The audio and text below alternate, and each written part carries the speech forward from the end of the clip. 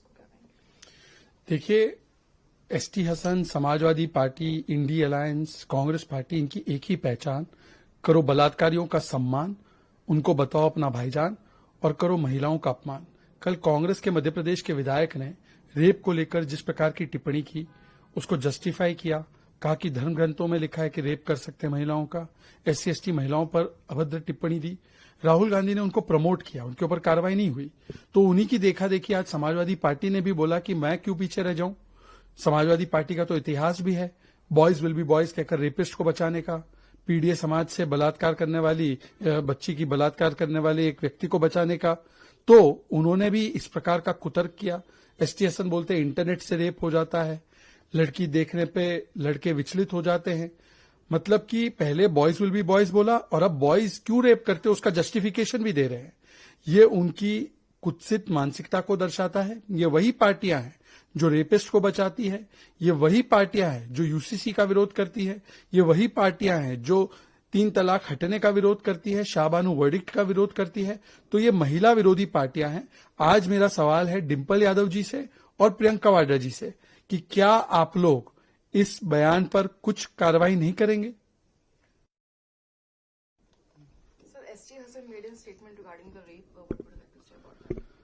Once again, Samajwadi party, Congress party, Indi alliance की एक ही पहचान, करो बलात्कारियों का सम्मान एंड डू महिलाओं का अपमान।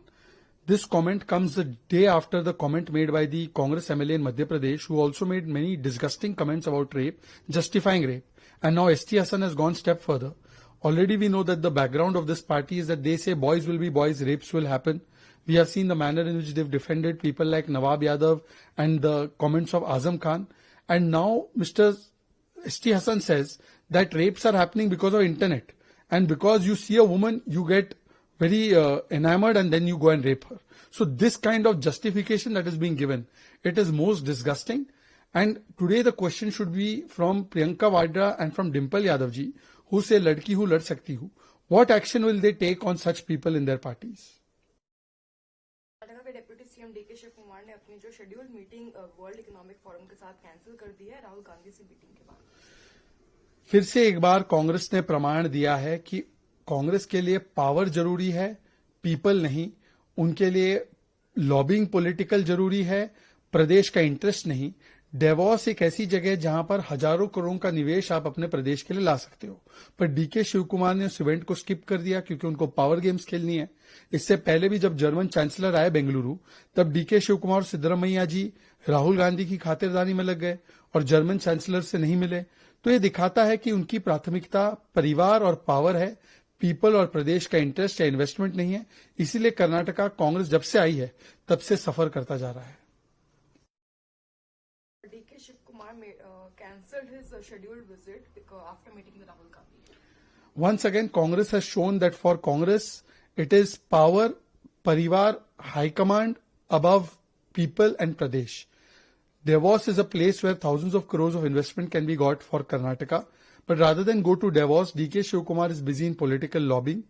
Last time also CM and Deputy CM of Karnataka missed the entire event with German Chancellor and they were busy attending to Rahul Gandhi.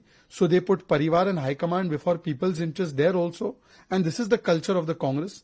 No wonder Karnataka is suffering ever since Congress has come to power in Karnataka. कहना है कि असम में बहुत बड़े बड़े challenges को इस समय लोग फेस कर रहे हैं और इसको लेकर आइडेंटिटी और कल्चर को लेकर जो बहुत चैलेंजेस है उसको बचाने के लिए भी। देखिए, कांग्रेस पार्टी असम विरोधी पार्टी है। 1962 में वो असम दे देना चाहती थी चाइना को। उससे पहले भी हमने देखा है नॉर्थ ईस्ट को लेकर कांग्रेस की क्या उदासीनता रही है। एक बार तो उन्होंने नॉर्थ ईस्ट के ऊपर बम भी गिराए थे। अभी भारत जोड़ो यात्रा थी तो राहुल गांधी ने असम के मैप को ही काट दिया था पूरे भारत के मैप से। तो ये असम को हेट करते हैं और इसीलिए असम की आइडेंटिटी पर अटैक करने के लिए इन लोगों ने, जब इनकी सत्ता थी, सरकार थी, करोड़ों घुसपैठियों को घुसाने का प्रयास किया और असम की आइडेंटिटी उनको खत्म करके घुसपैठियों को सारा अधिकार देने का काम किया। आज भी कांग्रेस पार्टी घुसपैठियों के पक्ष से बोलती है। आप देखिए कि जब एसआईआर की बात होती है, डिटेक्ट डिलीट डिपोर्ट की बात होती है, एनआरसी की बात होती है तो कांग्रेस विरोध करती है। वो कहती है घुसपैठियों को गैस सिलेंडर देना है। सैयदा हमीद और सैम पित्रोदा बोलते हैं घुसपैठिए आ गए तो क्या हुआ, उनका भी अधिकार है भारत में रहने का। तो ये भारतीयों के लिए नहीं, ये बाहरियों के लिए इनकी जो है जद्दोजहद रहती है, और ये बहुत खतरा है असम की आइडेंटिटी को। इसलिए असम के लोगों ने मन बना लिया है, वो कांग्रेस को नकारने वाले हैं। Assam PM said the Assam faces big challenge in present times and it is a challenge to a safe identity and culture of Assam. Congress hates Assam. They have said bye-bye to Assam in 1960s. They are the ones who have always treated Northeast as stepsister. They are the ones who bombed Northeast. They are the ones who cut off Assam in the Bharat Jodo map of Rahul Gandhi. So they have a hatred towards Assam, and therefore they have tried to even change the identity of Assam, the culture of Assam, and they have done this by allowing infiltrators to come in. And therefore, when the BJP wants to send these infiltrators back, kick them out, that time Congress is always opposing. They oppose SIR, they oppose the detection and deletion and deportation of the infiltrators. They are an infiltrating, supporting party.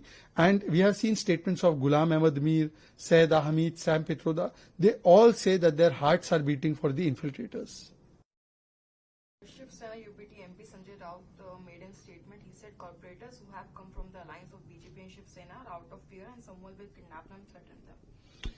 Sanjay Raut जी, आप अपनी खुद की party के बारे में चिंता कीजिए। आपकी पार्टी जो एक समय पर 25 साल तक काबिज रही बीएमसी में, सत्ता में, आज किस प्रकार से दोनों ठाकरे भाई एक होने के बाद भी आज वो बीएमसी में अपनी सत्ता सरकार नहीं बचा पाए, तो अपनी पार्टी जो नहीं बचा पा रहे हैं, जिनको अपनी पार्टी में क्या हो रहा है वो नहीं पता, जिनको अपने अलायंस पार्टनर सीरियसली नहीं लेते, कांग्रेस पार्टी ने किस प्रकार से उद्धव सेना को रिजेक्ट कर दिया, वो लोग दूसरों को अलायंस के बारे में जानकारी या एडवाइस ना दे तो बेहतर होगा। ये तो ऐसे ही हो गया कि आप तो 3 तलाक करके बैठे हो और दूसरों को रिलेशनशिप काउंसलिंग दे रहे हो। ठीक है।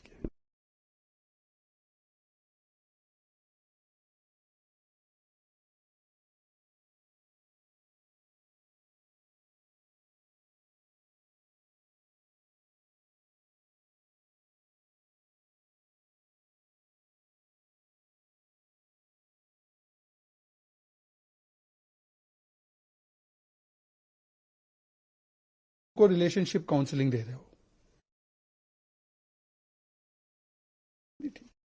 और दूसरों को रिलेशनशिप काउंसलिंग दे रहे हो। ठीक है। या एडवाइस ना दे तो बेहतर होगा। ये तो ऐसे ही हो गया कि आप तो 3 तलाक करके बैठे हो और दूसरों को रिलेशनशिप काउंसलिंग दे रहे हो।